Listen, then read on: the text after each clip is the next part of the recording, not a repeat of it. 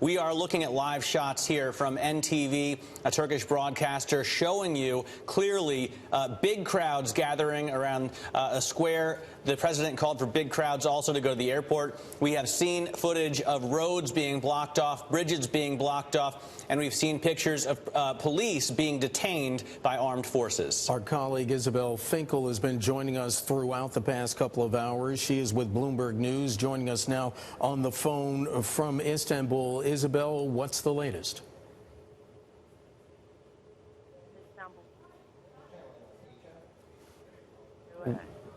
She ran home when news of this coup came out over the wires, but now people do seem to be taking to the streets in response to, as you say, a call from President Erdogan for people to come out and show their opposition to it. So there are clashes, I believe, by people, who've heeded this call and others who are trying to keep the peace in some way, but it's a very complicated situation that's developing as we speak. You are, Isabel, you are in Istanbul, and we've heard reports of gunfire, helicopters, military jets being scrambled over both Istanbul and Ankara. Are you hearing anything about the rest of Turkey? I mean, that does make up about a fifth of the population. There are 14 million people in Istanbul, about 5 million in Ankara. But is this happening only in those two cities, or do you hear that it's happening all over the country? So far, it seems to be centered around Ankara, which, as you know, is the capital, and Istanbul, Turkey's biggest city, also the commercial capital, where all the banks and financial institutions are. So it does seem to be focused in those two places.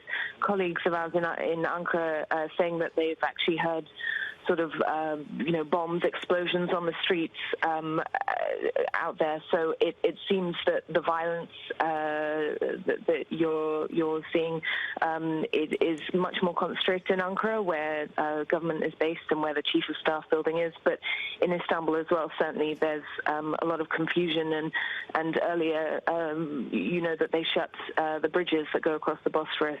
Soldiers closed those bridges to traffic. So we're also feeling it. But not as strongly as Ankara, it's fair to say. Isabel, we are seeing pictures on TV of people taking to the streets in Turkey. This is what President Erdogan urged them to do. Does he believe that a number of people will heed his call, take to the streets, and in a sense engage in a peaceful protest and try to convince the military that what they're doing is wrong? I think that's certainly his hope and his intention. I can hear people who've heeded his call right now. I can hear chants coming from Istanbul Central Taksim Square, where only 3 years ago there were anti-government protests. A very different kind of protest was taking place. If you remember, a protest broke out about construction project in Istanbul Central Park, and people took over the square there for days. Whether this is going to be a flash in the pan, order restored by morning, or otherwise remains to be seen. Isabel, are you getting any reports, some that we are hearing, that martial law has been declared in Turkey, at least until further notice?